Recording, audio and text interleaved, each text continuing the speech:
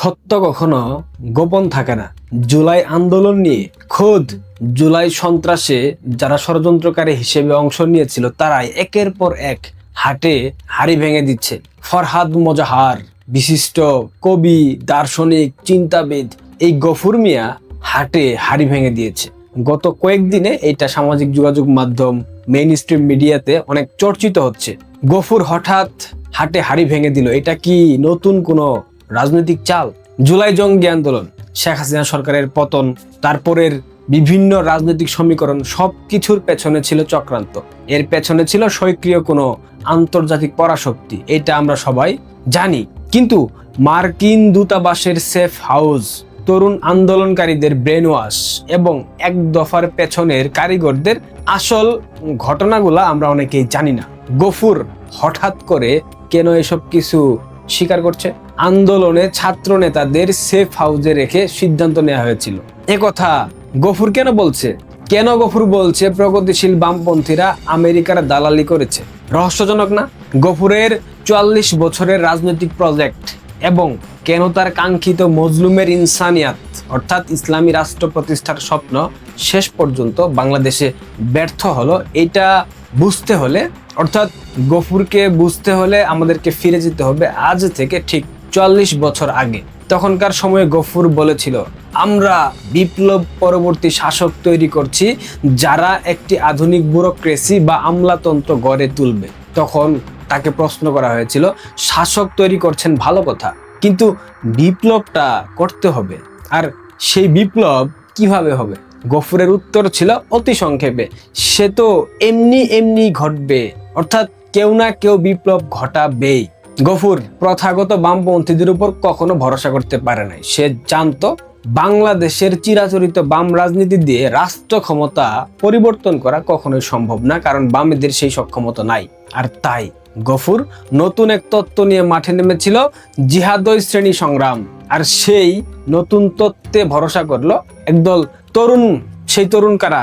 এই মাহফুজ আলম, নাহিদ, সার্জিস, হাসনাত, আসিফ মাহমুদ, সজীব ভুইয়া। এই তরুণদের এক অংশে ছিল নিষিদ্ধ সংগঠন হিজবুত তাহরির, এদের ক্যাডাররা, আর অন্য অংশে ছিল নব্য উদারবাদী অক্সিলারি ফোর্স, যাদের নাম বললাম, নাহিদ, আসিফ, এরা ছিল এই ফোর্সের মূল নেতৃত্বে। এরা গফুরের এই তত্ত্ব গিলে খেয়েছিল, আর এই গোষ্ঠী 2024 জুলাই জঙ্গি আন্দোলনের সব থেকে আগ্রাসী ভূমিকা পালন করেছে। এখানেই তৈরি হয় মূল নাটক। বামপন্থীরা রাজপথে চিৎকার করে বলে আসছিল, এইটা অর্থাৎ জুলাই আগস্টের সেই জঙ্গি আন্দোলন কৃষক, শ্রমিক এবং মেহনতি মানুষের বিপ্লব। কিন্তু বাস্তবতা কি এটা ছিল? বাস্তবতা হলো আন্দোলনে সাধারণ খেটে খাওয়া মানুষের স্বতঃস্ফূর্ত অংশগ্রহণ থাকলেও রাজনীতির ড্রাইভিং সিটে ছিল অন্য কেউ। আন্দোলনের প্রথম সারির নিয়ন্ত্রণ থেকে কৌশলগতভাবে সরিয়ে দেওয়া হয় মূল তরুণদের। মাঠে মূল আধিপত্য বিস্তার করে নাহিদের মতো রাজনৈতিকভাবে অপরিপক্ক তরুণরা। আর ব্যাকগ্রাউন্ডে শক্ত অবস্থান নেই জামায়াত ইসলাম, হেফাজত এবং সেনাবাহিনীর একটা বিশেষ প্রভাবশালী অংশ, যেটাকে আমরা পাকপন্থী অংশ বলতে পারি। যখন দেখা গেল ক্ষমতার নিয়ন্ত্রণ পুরোপুরি সাধারণ মানুষের হাত থেকে বের হয়ে যাচ্ছে, ঠিক তখনই সুযোগ বুঝে দৌড়ে এসে নিজেদের নাম লিখিয়েছিল বিএনপি। আমাকে একটা কথা বলেন, এরা কি কেউ রাষ্ট্র ব্যবস্থা কিংবা সিস্টেম পরিবর্তন করতে চেয়েছিল? উত্তর হলো না। তারা চেয়েছিল স্রেফ রেজিম চেঞ্জ, অর্থাৎ শেখ হাসিনা সরকারের পতন। আর এই রেজিম চেঞ্জ প্রজেক্টের সব থেকে বড় পৃষ্ঠপোষক ছিল মার্কিন যুক্তরাষ্ট্র। ভূ রাজনৈতিক স্বার্থে শেখ হাসিনাকে সরাতে তারা $1 মিলিয়ন ইনভেস্ট করেছে। খোদ মার্কিন প্রেসিডেন্ট ডোনাল্ড ট্রাম্প বলে দিয়েছেন, এই রেজিম চেঞ্জ ঘটাতে $29 মিলিয়ন খরচ হয়েছে। আজকের দিনের রাজনৈতিক সচেতন প্রত্যেকটা মানুষ এটা জানেন, তাদের সবার কাছে এটা মোটামুটি পরিষ্কার হয়ে গেছে। জুলাই জঙ্গি উত্থানে আমেরিকা এবং সেনাবাহিনীর একাংশের ভূমিকা নিয়ে দীর্ঘদিন রাজনৈতিক বিশ্লেষকরা কথা বললেও গফুর অর্থাৎ ফরহাদ মোজাহার নীরব ছিল। কিন্তু হঠাৎ করে গত সপ্তাহে একটা পডকাস্টে গিয়ে থলের বিড়াল হাটে ছেড়ে দিয়েছে। গফুরের নিজস্ব স্বীকারোক্তি অনুযায়ী মার্কিন সেফ হাউস, মার্কিন যুক্তরাষ্ট্রের দূতাবাসগুলো ওই সেফ হাউসগুলো তৈরি করেছে। মনে রাখেন, এগুলা সেফ হাউসের তো মজুক ধলাই হয়েছে। যারা সেফ হাউসে ছিল তারা যখন ফোন করতেছে আমাকে, তখন তারা বলছে আমাদের উপর চাপ দিতেছে যে আমরা যেন পদত্যাগের কথা বলি। আন্দোলন চলাকালীন বৈষম্য বিরোধী ছাত্র আন্দোলনের শীর্ষ নেতাদের রাখা হয়েছিল মার্কিন দূতাবাসের সেফ হাউসে। সেখান থেকেই তাদের উপর চাপ সৃষ্টি করা হয় এবং বাধ্য করা হয় সরকার পতনের এক দফা দাবি তুলতে। ঠিক একই সময়ে শিক্ষক এবং অ্যাক্টিভিস্ট, পচা বাম আনু মোহাম্মদ এই বদমাইশকে দিয়েও আন্দোলনের মাঠ থেকে এক দফা ঘোষণা করানো হয়েছিল। আর এই পুরো প্রক্রিয়ার সঙ্গে গফুরের যোগাযোগ ছিল নিরবচ্ছিন্ন। কিন্তু প্রশ্ন ওঠে, এখন কেন গফুর এসব প্রকাশ্যে বলছে? সে কি কোনো বীরত্ব দেখাতে যাচ্ছে? সহজ উত্তর, না। গফুর কোনো হাটে হাড়ি ভাঙেনি। নিজের এবং নিজের মাস্টার প্ল্যানের চূড়ান্ত ব্যর্থতা ঢাকতেই সে এখন সত্যের কিছুটা প্রকাশ করছে। গফুরের রাজনৈতিক মহাকাব্য শেষ পর্যন্ত ব্যর্থতায় রূপ নিয়েছে। 2024 সালের শেষের দিকে তাকে প্রায় আক্ষেপ করতে শোনা গেছে জামাত সহ চরমপন্থী অ্যাক্টিভিস্টরা তাকে মেরে ফেলতে চায়, সে শহীদ হবে, তাতে তার কোনো কষ্ট নেই।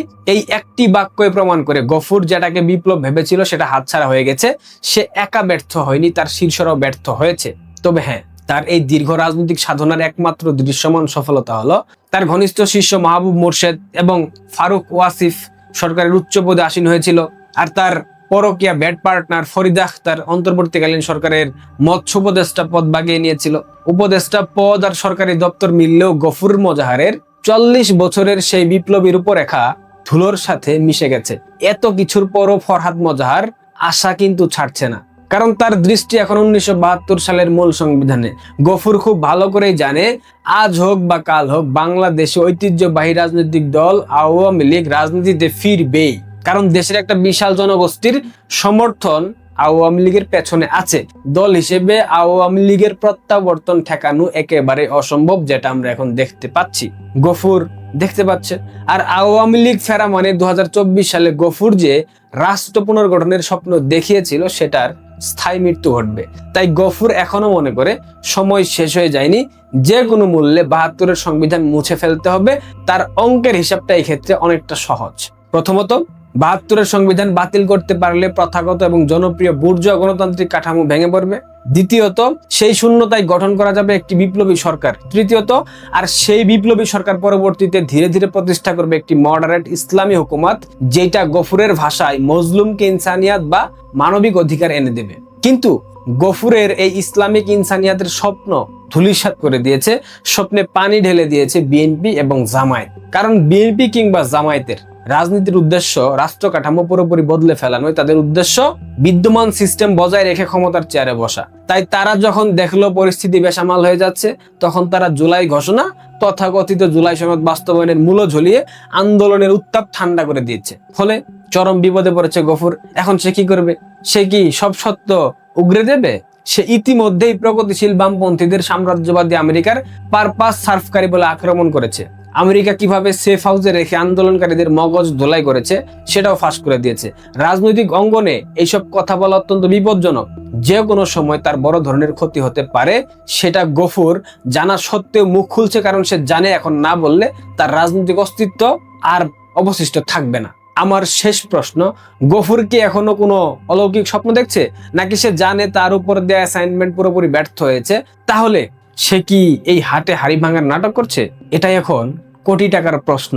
অনেকেই ভাবছে গফুর এখন একটি কিঞ্চিত আশা বুকে পুষে রেখেছে। তার সমীকরণ হলো ভবিষ্যতে শেখ হাসিনার দেশে প্রত্যাবর্তন কিংবা বড় কোনো রাজনৈতিক ঘোষণাকে কেন্দ্র করে দেশে একটি বিশাল উথাল পাথাল পরিস্থিতির সৃষ্টি হবে, তৈরি হবে চরম এনার্কি। মুহূর্তের মধ্যে রাজপথে জনতার দ্রুত সমাবেশ ঘটবে এবং ছত্রভঙ্গ ঘটবে। আর সেই ডামাডোলের সুযোগে যদি আরো একটা সিলেক্টিভ ম্যাসাকার ঘটানো যায়, তবেই হয়তো শেষ মুহূর্তে তার কাঙ্ক্ষিত মজলুমের ইনসানিয়াত কিংবা চরমপন্থী রূপরেখা কায়েম করা সম্ভব হবে। গফুরের এই বিপদজনক রাজনৈতিক চাল এবং বাংলাদেশের বর্তমান রাজনীতির ভবিষ্যৎ নিয়ে আপনাদের কি মতামত অবশ্যই কমেন্ট বক্সে জানাবেন।